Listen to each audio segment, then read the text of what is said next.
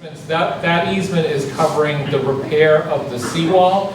It goes on both sides of the seawall. Right. The easement that we're asking for is the outside of the seawall towards the Okay, ocean. now, if I lived in Marshfield, didn't own that land seaward of the seawall, why have I got the right to give you an easement? It's not my property. So some residents, they don't own it. But what we're trying to do is get blanket easements from all the residents, so we don't have to do a lot of title research to figure out which ones actually own it and which ones don't own it. Yeah. This process is going to take a long time, meaning we got to get our permits on all the state agencies. Yep. Then we have to come back for funding. Yep. So even if tonight we got all 40, so Marshfield, we need 40 more people to sign off Okay. for all the Marshfield beaches that we're For all going the beaches in Marshfield. all the ones that we're working on. We're not doing every beach. Okay. Leslie's presentation is basically saying, here's the beaches that we found, that if we do beach nourishment, Okay. this will last for 5, 6, 8 years, whatever. There's a time range. There are other beaches, we could put material down, and it would not last over a year. Yeah. So to us, it's not worth the money involved to try to put Right. material there if it's not going to last more than several years. So I can answer 2 of the possible easements that you may be asked for. When the Duxbury planner comes in, hopefully she'll be able to. Michael, is there an echo when I speak? No. Okay. You come across loud and clear, Michael. All right. Now, a question for the lady. Thank you. I've heard that there will be some. I'm ready to go whenever you want me to. Okay, I was going to hold off another minute or 2. We're answering just Sure. questions. Karen's up to something. Go ahead. I've heard there's gonna be some jetty repair work or additions, extensions on the jetty to help protect the beaches of Duxbury. What do you know about that? I don't know very much about that. That's probably more, that's something that Greg could answer. The DPW has been working on extending the jetty on the right side so they're equal and aligning it, the jetties differently, because currently it's trapping sand. Correct. Which is the right side, coming in or going out? I can answer that question actually, Greg, if you want me to. Okay, go ahead, Michael.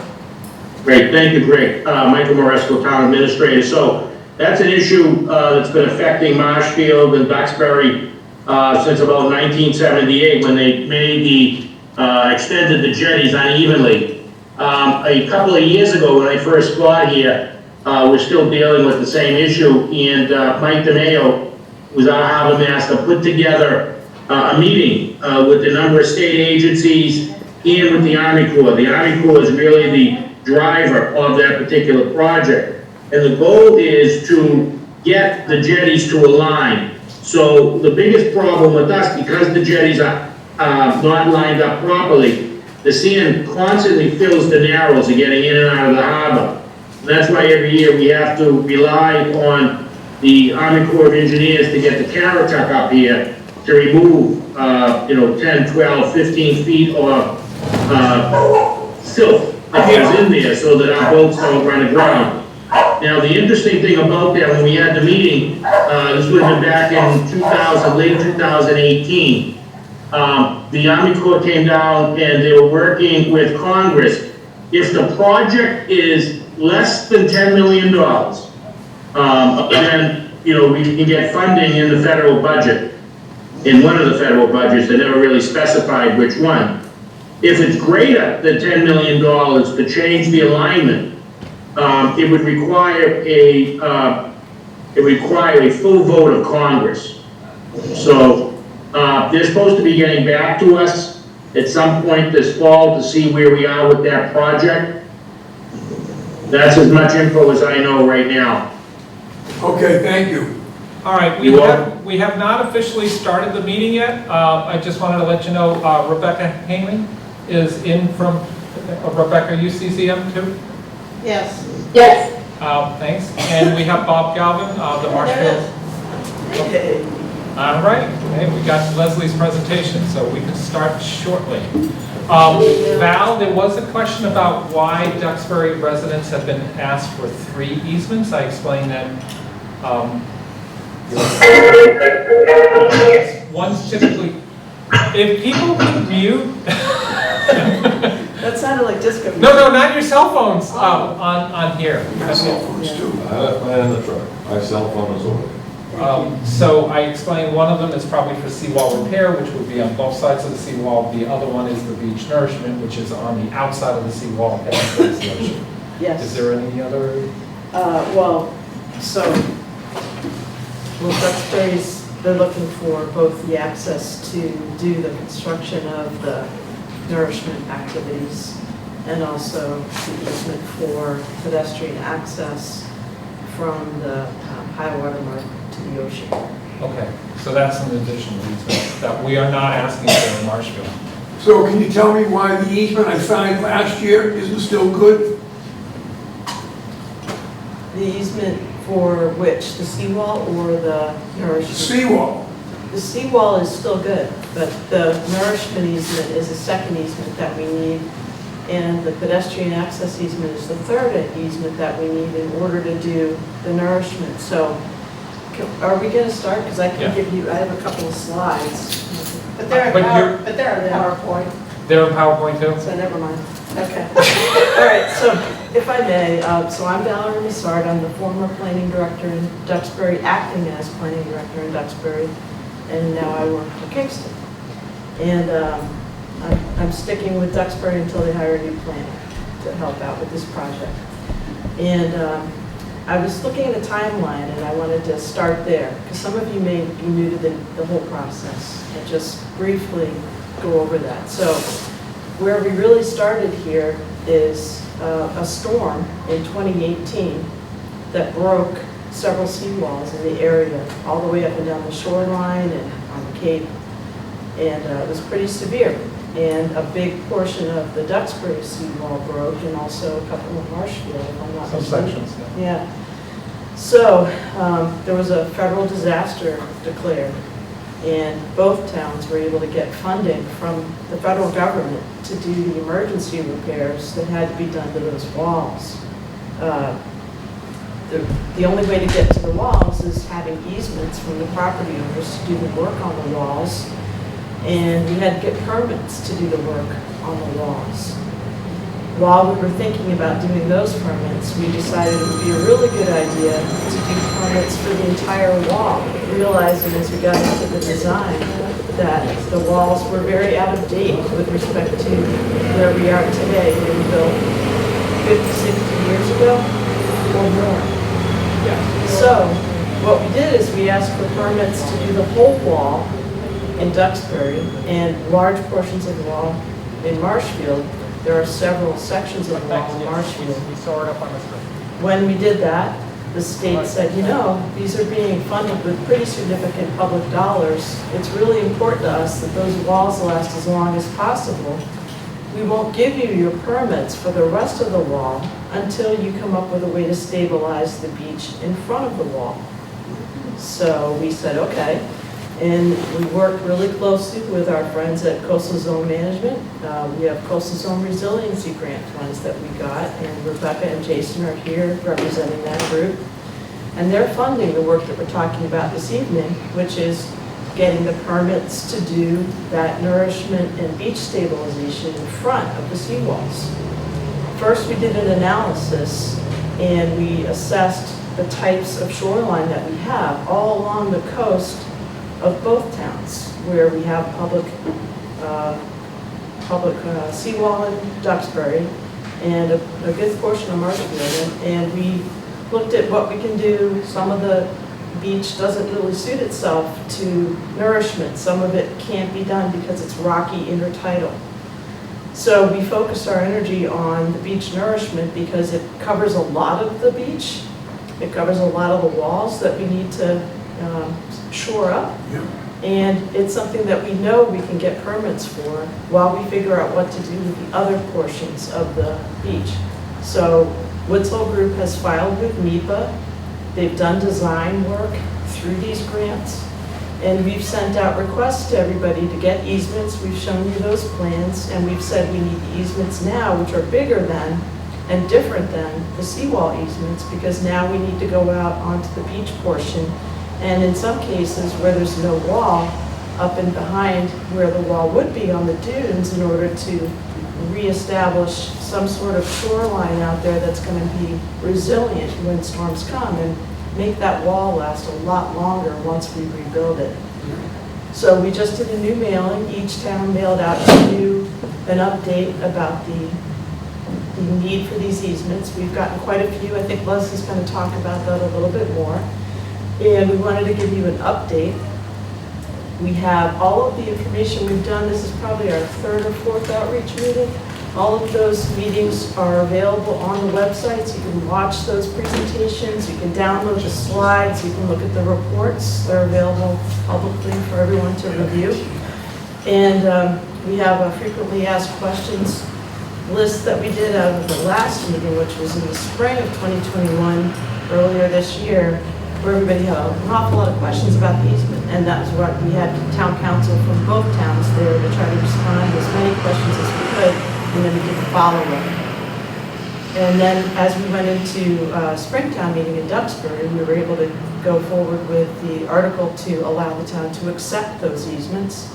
But, you know, we're moving it quickly as we can to make sure we keep up with the permitting process, because we are doing our due diligence to move as fast as we are able to be able to do the seawall repairs, further replacement, as well as the nourishment. So we want to make sure that we have the ability to accept the easements that we're asking from you. And I think that kind of brings us to where we are today. We're in the middle of our second round of the Coastal Resiliency Grant. Marshfield is the lead. Greg, It's our third year. Okay. Leslie Fields is here from the Woods Hole Group. She's the senior coastal geology expertise galore, knows it all about the ocean. And she's been a great resource. She's also doing similar studies through grants for Duxbury Beach Reservation and others. And the Woods Hole Group does work all over the United States. So we're going to hold off on questions because I want to start it so we can get through the presentation, which might answer some questions. We're happy to have Leslie here to present. Thank you. I want to let Michael say Yep. something for, Yeah. okay. Michael, do you Thanks, want to Bob. say anything? Yes, thank you, Greg. First of all, I just want to welcome everyone here to the Marshfield Maritime Center. And I think it's very appropriate that we're here meeting on just about the 30th anniversary of Hurricane Bob, one of the last big hurricanes to affect this area and to cause tremendous beach and coastal erosion. Every day we don't do anything, we lose more and more of our beaches. I'm sure Duxbury is no different than Marshfield. When you go to the beach now, on 2 hours each side of the tide, the water comes right up to the seawall. You're not able to sit out there and enjoy the beautiful beach because of the erosion. It's important, everyone mentioned, we need to get the easements in Marshfield. We need about another 40. We have, 30 days to get those additional 40. And I'm announcing tonight that I've spoken to a few of the selectmen in my town, and we're gonna go door to door with our planner and our assistant planner and whoever else wants to come to us. We're gonna knock on our neighbors' doors that haven't signed the easement and personally make an appeal that they sign the easement so that we can do beach nourishment. It's the only way to protect the beaches. And I can tell you, we're planning on doing a dredge of the harbor, and there's going to be about 20,000 cubic yards of good sand for beach nourishment. So I'm glad people are here tonight to ask questions so that they have a better comfort level. And I hope that if there's anyone watching, I know special thanks to Marshfield Cable TV who's here tonight, that will share this, and hopefully people that weren't able to tune in tonight will be able to tune in and pick up some additional information. But the most important thing is that we get easements so that we can take advantage of beach nourishment and prevent further coastal erosion. Special thanks to the Woods Hole Group, and I'll turn it back over to you, Greg. Thank you, Michael. It's 22,000 cubic yards is expected the next time we dredge, which will be in April. Again, without the easements, we cannot place that material on the beach.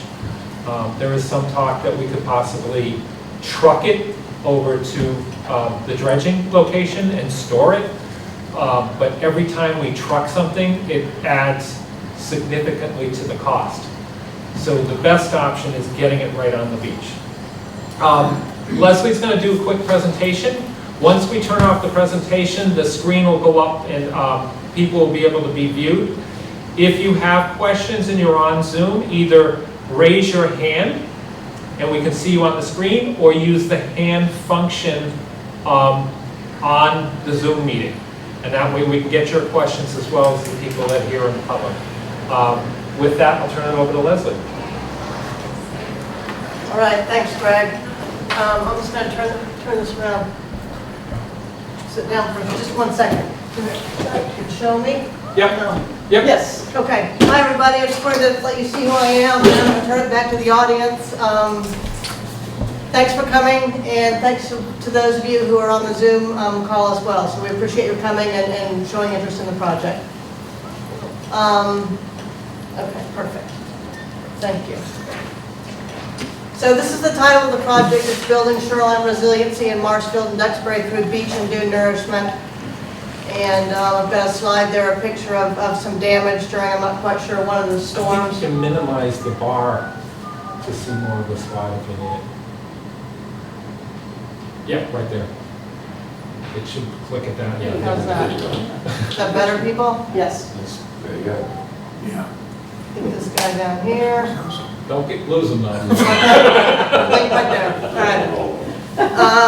So anyways, I think this is a picture of some damage during one of the storms in maybe Nemo or one of the storms like that. So you guys live here, you know that there's a problem with storm damage along behind the seawall. So, okay, what's just going on here? This is really Go back to your PowerPoint. PDF. Or, no, oh, you got to, okay. Okay. Okay, here's the meeting agenda. We've had introductory remarks from both the towns of Marshfield and Duxbury. I'm going to give you maybe a 10-minute presentation on the need for the project, the proposed activities. And then what we really want to do is start talking about the requirements for the easements, those that need to be signed by the private property owners, why you need to sign them, what does it mean to sign them. We've also got Bob Galvin, who's Marshfield Town Council on the Zoom call, so Bob will be able to potentially ask some of the questions that maybe I can or Greg can't. So that's really the focus of the meeting, is to talk about these easements. But before we go into that, I just wanted to give a little background on the project.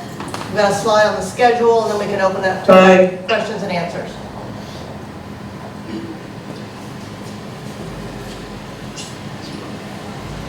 Okay, so in terms of the project, what? If the people on Zoom, if you could mute during the presentation, we're getting some feedback. Thanks. Thanks, Greg. All right, so in terms of the goals of this project, again, it's a CZM-funded project. The goals, as Valerie said, were to identify locations where beach and dune nourishment are applicable, where they can be implemented, where the material will stay, and provide some measure of increased resiliency at these critically eroded beaches. We did that. I'm going to show you the locations where we identified locations that were suitable for beach and dune nourishment. We also completed the engineering design for those beach nourishment projects. And right now we're working on the environmental permitting. So we're on the third bullet right now of this slide right here. And we're also doing, and have been doing right along, this public education on the benefits of the nourishment and trying to build support from the community for the project. One of the reasons why both Marshfield and Duxbury are having this erosion problem is because of all the coastal armoring that's along the shoreline. So this left slide here shows with the red line all the parts of the shoreline in Marshfield and the northern part of Duxbury that are armored with seawalls or revetments. So we've got 83% of the shoreline in Marshfield's armored and 91% of the shoreline in northern Duxbury, north of the Duxbury Beach Reservation, is armored. So what does that mean? I mean, there's pros and cons associated with armoring. The pros are that that wall acts as the last line of defense for erosion. So the beach can't erode any more landward than that. But once the high water line hits that seawall, the beach starts lowering in elevation. And as that beach gets lower and lower in elevation, When you have storms, the water in front of the wall is deeper and deeper and deeper because the beach is lowering. When you get deeper water, you get bigger waves. When you get bigger waves, you got more overtopping, like in this lower left picture, and then that causes all the damage behind the walls. So it's sort of a cycle. Again, there's pros to having the walls, but there's also cons, and it's really adversely affecting the beach in front of the walls. So that's not quite accurate. The deeper the water is, the safer the houses are behind the wall. Okay, we'll take questions afterwards. How about that? Okay. So this slide right here shows the sites that we selected as sites that were feasible for beach and our dune nourishment. I don't know if you guys can see this very well. It might be kind of small. But up in the north, we've got Wrexham Beach, and that was identified as the site for beach nourishment. So that's the public beach up there. Moving to the south, there's Winslow Ave Beach. That's a site that we've identified as a good candidate site for dune nourishment. And then we've got both Fieldston and Sunrise beaches, which would be a long beach nourishment project with a small dune right in front of the seawall. And then we've got the Bay Ave and Vernon Road beach section, which would also be a big beach nourishment site. And all the other sites in between, you know, they're also having problems with erosion, but they were the sites that we determined weren't really feasible for beach nourishment because of sensitive resources that would be adversely affected by the beach nourishment, or potentially because the nourishment wouldn't last, you know, any more than 6 months or a year. So it's not economically feasible to implement beach nourishment at some of these sites. And the towns are considering other measures for those areas. Okay, so now I'm just going to talk real quickly about the different designs. Can you see that? Okay. So Wrexham Public Beach, that's what I've shown here. It's all on the town property. It's a beach nourishment project that takes 8.2 acres. We'd put 33,800 some odd cubic yards of fine to medium grain sand on the beach. It'd be about 1,600 feet long. As I said, it's all on town of Marshfield property. And the benefits are storm damage protection, recreation, and then enhanced shorebird habitat. So if you look at cross-section, so for example, if we just take a slice right through the middle of the beach, going from the dunes through the proposed beach nourishment out to the water, that's what these cross-sections are meant to depict. So here we've got a cross-section going through the project. This black line is the current profile. So right here is the crest of the dune, and you go down onto the beach right in here, and then you go on out below high water out into the water. So the yellow line superimposed is the design. So what we have for the design is increased beach elevation to 10 feet. Right now it's about 6 or 7. That beach would be about 60 feet wide, and then it would slope gradually at 15:1 down to the natural grade. So that's the design for Wrexham Public Beach, again, all on town property. The next one is Winslow Ave Beach, that goes from Porter Street to Wrexham Road. Again, all on town property. So this is a dune design. It encompasses 4.5 acres. It would take 17,850 cubic yards of bigger material because that's what's there now. So cobble and gravel sized sediment. We're required to try to match with the nourishment what's there on site now, so that's why we're going with the coarser material here. Currently it's a cobble dune and we would be making it bigger. It's about 1,540 feet long, again all on town of Marshfield property, and the benefits would be for storm damage protection. Here's a cross-section through that dune. The new dune would be increased to 17 feet with respect to NAVD 88. It's about 40 feet wide. It would have a seaward slope of 7 horizontal to 1 vertical.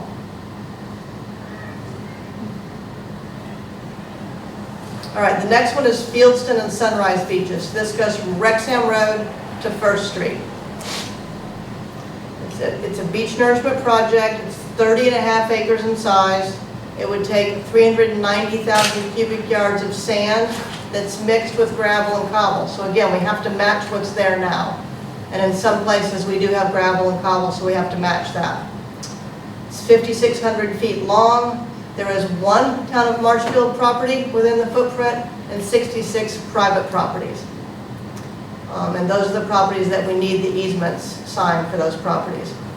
The benefits of this project are storm damage protection, reduced wave overtopping, recreation, improved recreation, and shorebird habitat. In terms of the cross-section, this is a cross-section at 11th Street. Again, the black line is the existing. This vertical black line here is the seawall. Then the yellow line superimposed is the design. So we do have a small dune up near the seawall. It's about 30 feet wide at an elevation of 13 feet.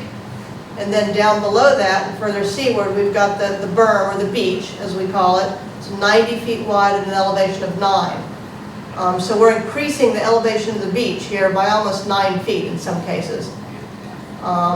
The seaward slope of the profile would be very gradual, 12 horizontal to 1 vertical. We'd be moving mean high water right after construction seaward by about 175 feet. So right now, mean high water in some cases is right up against the wall. We'd be moving that seaward by about 175 feet.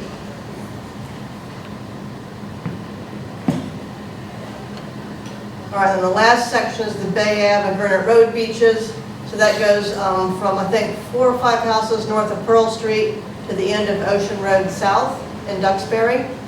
That footprint is 38.1 acres and would require 480,640 cubic yards, again, of mixed sand, gravel, and cobble in order to match what's there. The distance of the nourishment is 5,090 feet. We've got about 970 feet in Marshfield and 4,100 feet in Duxbury.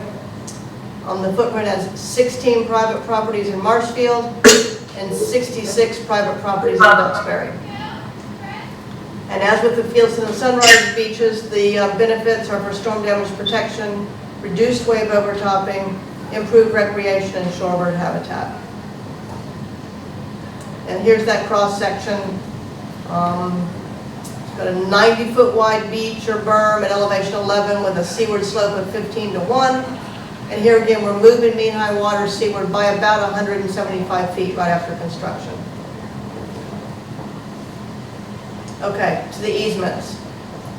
So, you've heard a lot of talk about the easements. There is a state regulation, and it's listed here in this slide, that requires easements from private property owners in order to allow public access along beaches that are nourished using public funds.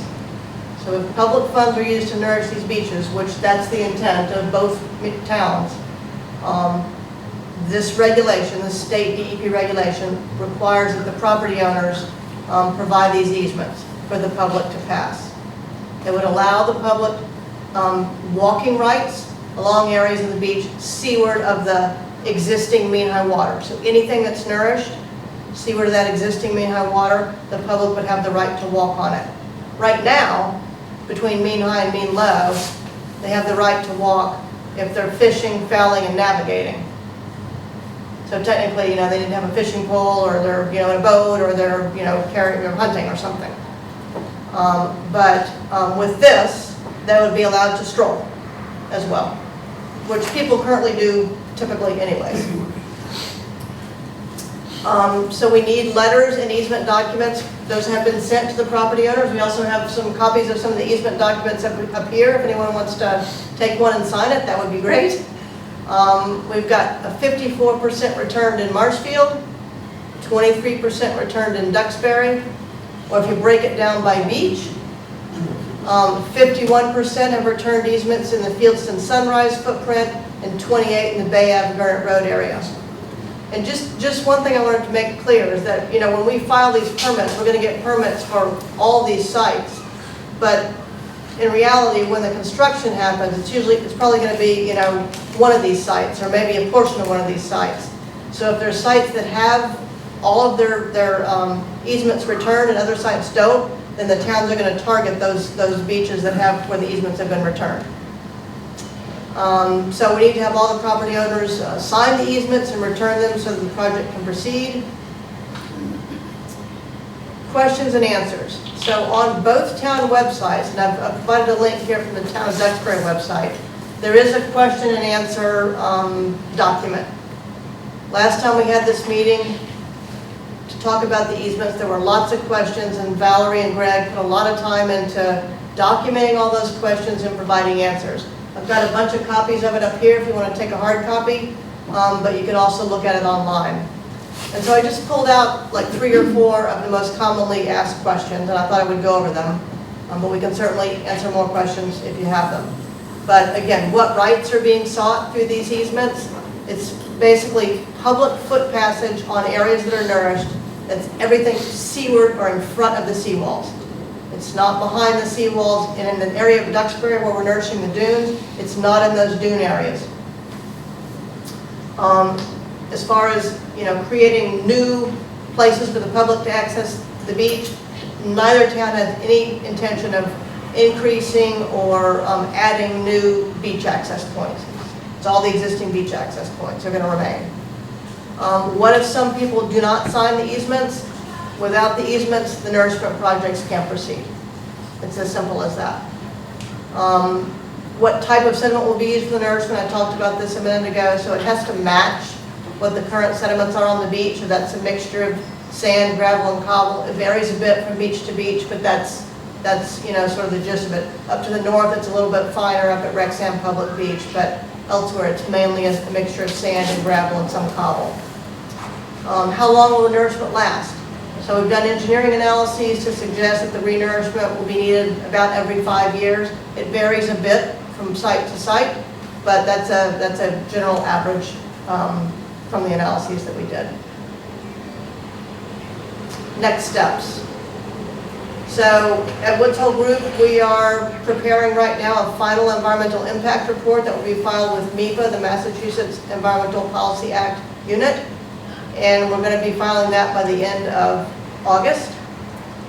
There is a comment period which we can provide to the towns to put on the websites if you guys want to make comments on the project during that MEPA review. So feel free to do that. And the next thing we need to do is we have to secure these easements. So I put on here a date of October 15th as sort of a drop-dead date for getting these easements, but the sooner we get them, the better. After that, then we'll be filing the local, state, and federal permit applications, and those should all be filed by the end of this year, by the end of December, if not sooner. We would estimate, based on that filing date, to receive the permits in the fall or winter of 2022, so next year. After that, then the towns need to secure funds for construction. So I'm assuming you'd be going to town meeting, and you'd be also, filing grant applications. So that would all happen likely in the fall of 2022 and on into spring of 2023. So I put on here the earliest possible construction date for any one of these sites would be the fall or winter of 2023. And I say that because the work would have to be done in the winter. It's not a summertime construction, it's a wintertime construction project in order to protect the natural resources that are out there. And I think that's my last slide. So we've got email addresses up here if you want to submit questions or comments. I gave you Greg and Val. Val, does this email address still work for you? Yeah, okay. And then I want to put a plug in again for CZM, who's funding this project. This figure on the left is a So, take a peek when you can. I was planning to bring photographs, but I didn't know if this was the place to be doing that. But it's just, it's grave at best. We had crews out there at the end of July doing the sediment texture mapping, so. But there's no sediment. There's no sand, there's no nothing. Sand or gravel or cobble. Or seaweed, We there's documented, nothing. we documented whatever we saw. So Yeah, for- it's bad. Yeah. For those watching, the question is related to the ongoing erosion that's happening while we go through this permitting process and seeking easements. Between first and third in particular. And that was in particular. Right. Yeah, from third to the, Oh, third to fourth. Okay. And then I'll mention too that in Duxbury, we had part of the wall settle and be undermined during the spring of this year and had to deal with that as well as an emergency repair. We fully understand the pressure that everyone is under. Your officials are under the equal pressure of trying to move this forward as much as we can, and we're doing everything we can to try to move this forward in the best way that we can. So we fully understand how stressful this is. Yeah, I We've seen haven't been the able to use my videos. beach, I haven't had guests this year, there's no Yeah. place to sit. We There's stood no- Greg and I stood on top of the wall during the storms. We were out there, we took pictures. I actually got a picture of Greg by accident during the storm event, and we were comparing notes. We realized how dangerous it is and how concerning it is, and we wish we could do it faster, and we wish we could make a sugary sandy beach again, but we are working in a different reality now, and we're doing our level best, and we do have coastal zone management giving us the funding to do our level best as quickly as we're able to do this. Thank you, we appreciate it. Michael, do you have anything to add? No, I don't. So on the seawall construction, that's the Board of Public Works that is working on that. So that work that you had mentioned, Yep. that's the Board of Public Works on the seawall repair and reconstruction Right, project, which right, is a little different than this. We're trying to give this some more buffer there. Gotcha.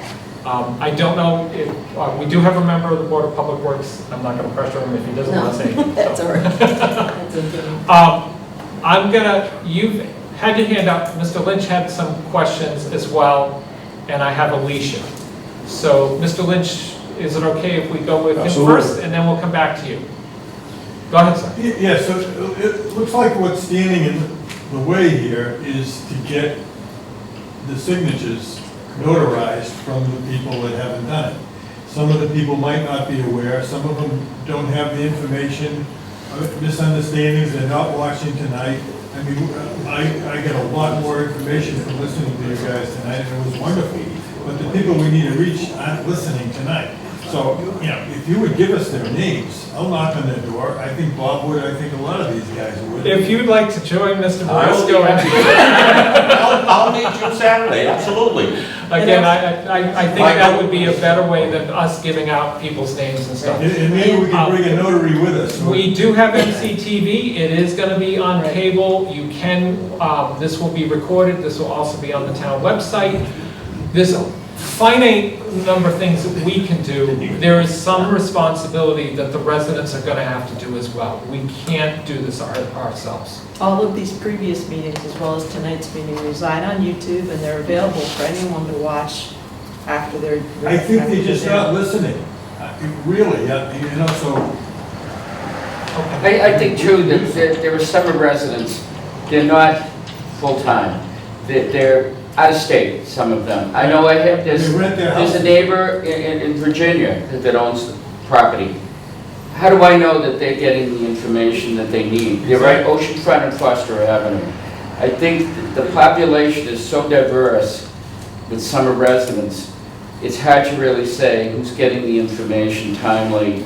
We got out to Naples, Florida, and I kid that. Okay, Think all a right. little bit Pony Express. We've been It was trying forwarded to, to you guys. Anything that has been, anything. Very that's good. And I'll put it, we purposely had this meeting now, In the summer.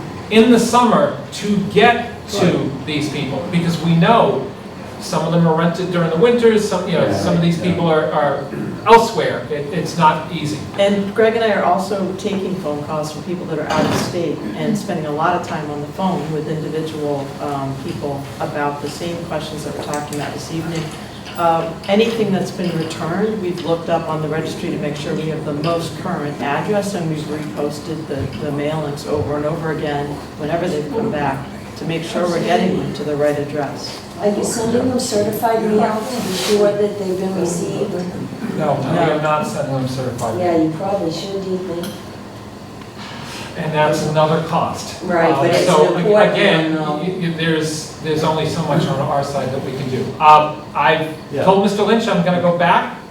Any other questions? So I have Mr. a Lynch? question for you, Greg, first. Okay. And then three for Bob. So how are you planning on getting the speech nourishment into title zone? How are you gonna get it there? Because the Currituck's not going up there to dump it. Yes. So. Yes, it is. That's Leslie. She's the technical person. Yeah, no, we wouldn't be using the current time. So, I mean, there's several ways we could get it there. It could be trucked. If it was upland sand, or if it's sand from another beach or from another dredging project that wasn't within pumping distance, we could truck it from there. Much further down the line, it's possible that we could be, doing some sort of offshore borrow site and pumping it onto the beaches. Another possibility would be, somehow trucking it from Green Harbor around to some of the other nearby beaches. So you have no plans of putting any of this dredging material here in that dredge spoil area up there? Is that right, Greg? The drip. So in April, Yeah. when the 22,000 cubic yards are done, the harbor master has suggested that that material be brought over to the dredge spoil area. Right here. So it is Yes. not wasted, because in his opinion, when we put it offshore, it ends up right back in the channel. But to do that, we would have to truck it. That defeats the whole purpose of beach nourishment, putting it up there. But it's just, It's for storage. Oh, then you're gonna truck it out of Then it there, would be back trucked to the to beach. someplace Okay, else. so, and then I have 3 questions for Bob. Okay, shoot. So, Bob, wouldn't you agree that it's established case law that the beachfront owner owns the upland property? We're not talking about in the title zone, but the upland property. Because those rights are not in jeopardy here, correct? Are you asking me whether if a person has upland property adjacent to the beach, whether those rights are at issue? Those rights are established, they own that under established case law in Massachusetts. Those rights aren't in jeopardy for those people here to lose that upland control. They're only giving up an easement to the property in the intertidal zone, correct? I believe that the sand is being proposed to be dumped in an upland beach area beyond the upland of the mean high water mark. And Leslie can correct me if I'm wrong. So it's technically an upland beach area, Steve, where this is being proposed to be dredged and placed into. Is that correct, Leslie? sort of, but we are going below, mean high water and even mean low water, so. Because it's on the wall. Yeah, I mean, mean high water right now in most cases hits the face of the wall, so in order to put sand in front of the wall, we gotta go below mean high water. Right, so behind that, these property owners have no chance of losing of any of the rights that they own to it now. No, Are you talking no, behind actually, the this seawall? isn't, Talking about the upland. I don't think I'm wrong in saying that if we put this sand here, our intention is to try to protect the upland property behind the seawall by creating a buffer to that seawall and to those properties. It's every intention of protecting those rights and not invading those rights. Right, so we're not creating a new access through their upland property to this property, so they have no, they're not losing that. Right. They're not gonna be invaded by Absolutely. any. Absolutely. So that's clear, and that's clear case law in Massachusetts.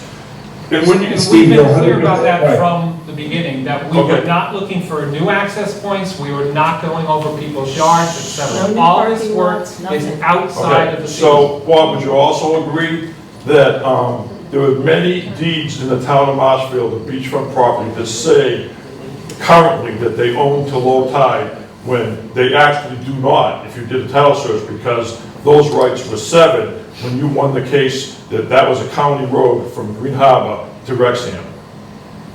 Well, yeah, I did locate for the entire area north of the mouth of the Green Harbor River, and now I'm talking about the original mouth, which may be in somewhat in Green Harbor. I did locate proof that that land was never deeded into private ownership at the beginning. So technically, the town of Marshfield has control of all property from the Green Harbor mouth down to No. Wrexham. Steve, I can tell you that north of the private section of Wrexham Beach and south of the private section of Wrexham Beach, there were at least 2 registration cases where back in the early 1900s, when the people weren't thinking about preserving beaches, there was some beach rights that were confirmed in private ownership to the low water mark. One more. But the majority of that land, the town of Marshfield is saying that they have control of and own, correct? We believe that, Steve, yes.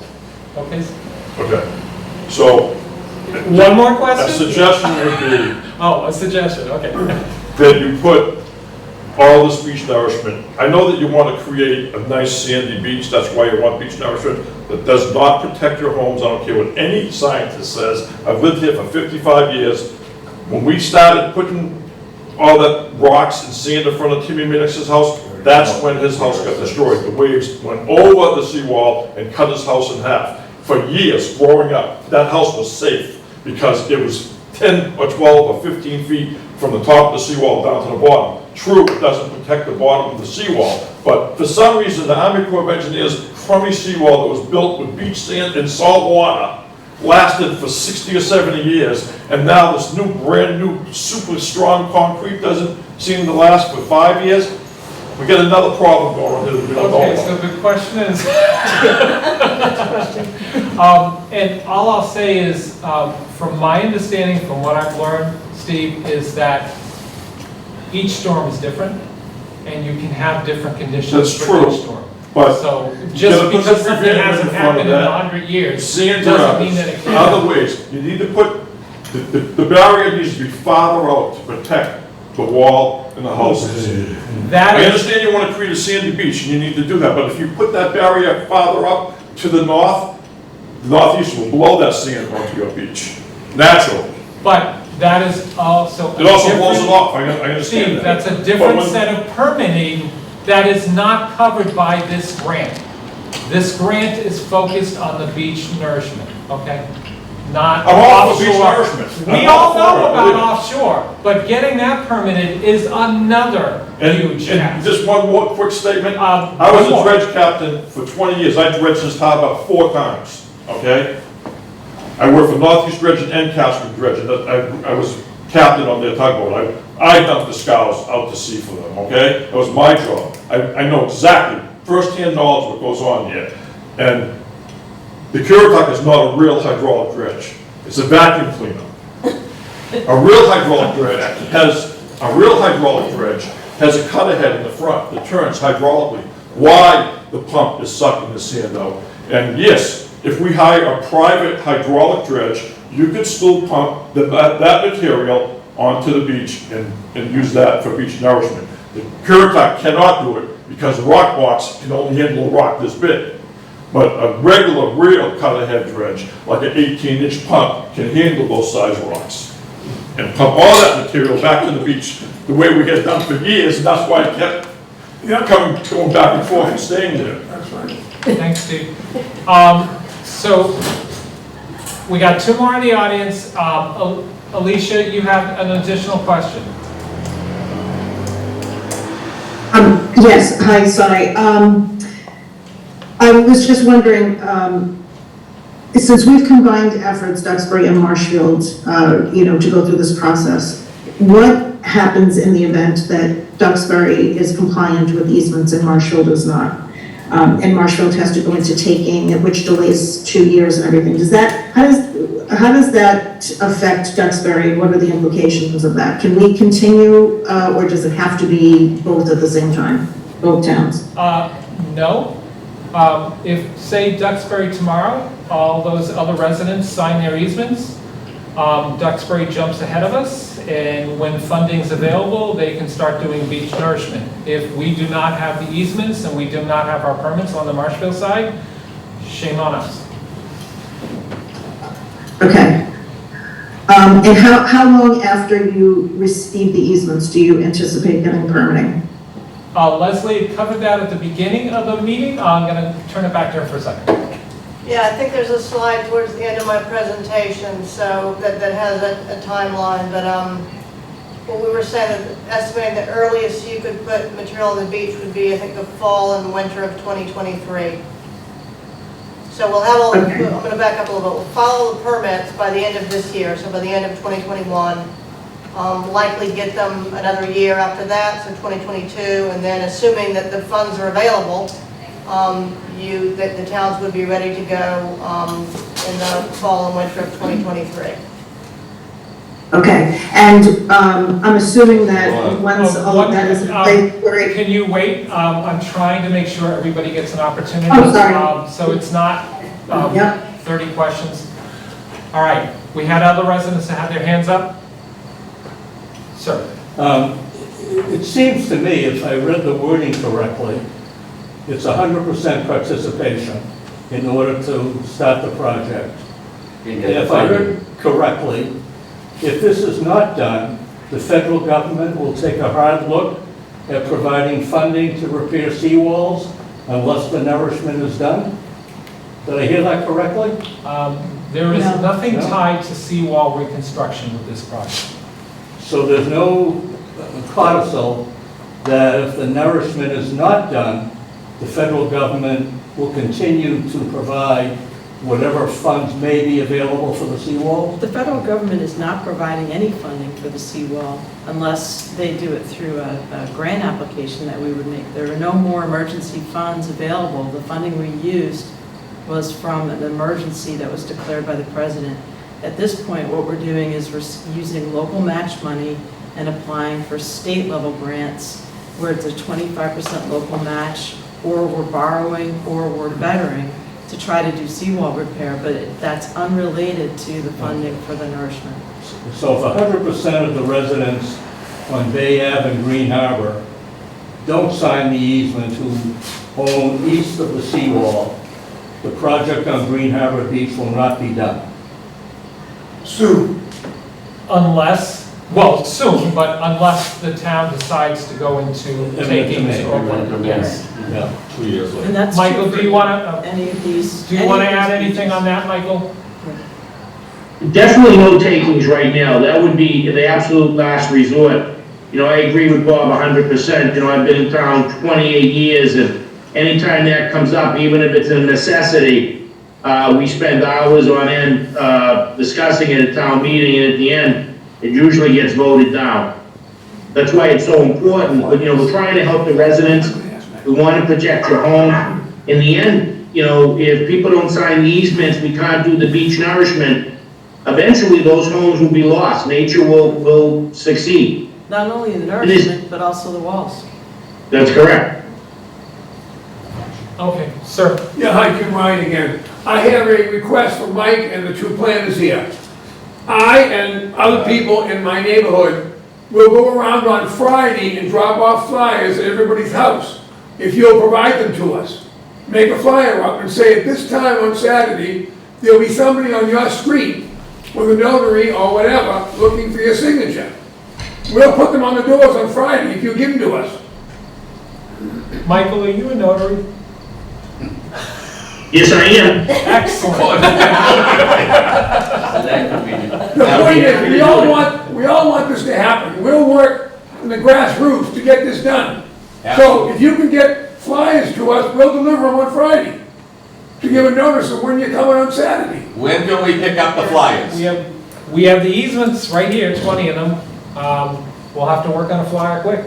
We have the frequently asked questions and the answers also with us tonight. Over there, yep. And we do have some of the cross sections of the beaches, et cetera, and mapping out where they are. And all the information is on the website available for downloads as well. Can we get the flyers? I think that the residents are onto something. I mean, the residents trust one another because they live there and they know one another.